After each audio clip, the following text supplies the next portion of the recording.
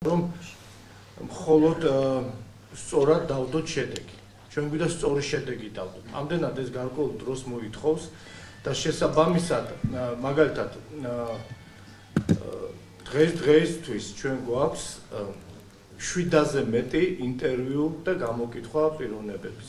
და ის დამუშავებული ახლა მინდა ამ დოკუმენტების დამუშავება, რა თქმა უნდა, რაღაც გარკვეული ისინი ჩამოყალიბებული გვაქვს და იმედი გვაქვს, იმედი რა, ხო, ძალიან განკარგულება მიცემლო, ეს ნელ-ნელა თანდათან მოიყვანონ სრულ წესრიგში.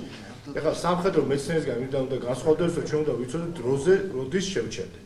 ეს გაუთავებად კვლევა შეიძლება გაუთავებად გაჟდეს და შესაბამისად ჩვენ გეგმავთ, ჩვენი ამოცანა არის, რომ მომავალი წლის გაზაფხულისთვის პირველი შედეგები გაცნობისთვის მასალა იყოს მზად. ვინაიდან აქ უკვე უნდა ჩაერთოს შესაბამისი სამოქალაქო სექტორიდან ექსპერტები, არასამთავრობო, რომელიც უკვე თვითონ დაიწყებენ ამ დოკუმენტებთან მუშაობას. მე დროის ვადა, რაც სავარაუდოდ თხოვე ამ ჯგუფს, რომ ასე ვთქვათ, ჩაჯდნენ, არის გაზაფხული, მომავალი წლის გაზაფხულის პერიოდში ის ნაწილი კვლევის უნდა დასრულდეს.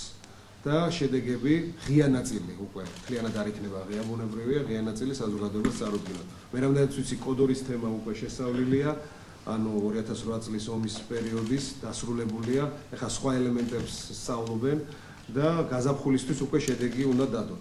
რასაც გაგაცნობთ თქვენს და ბუნებრივია უფრო ფართო საზოგადოებასაც.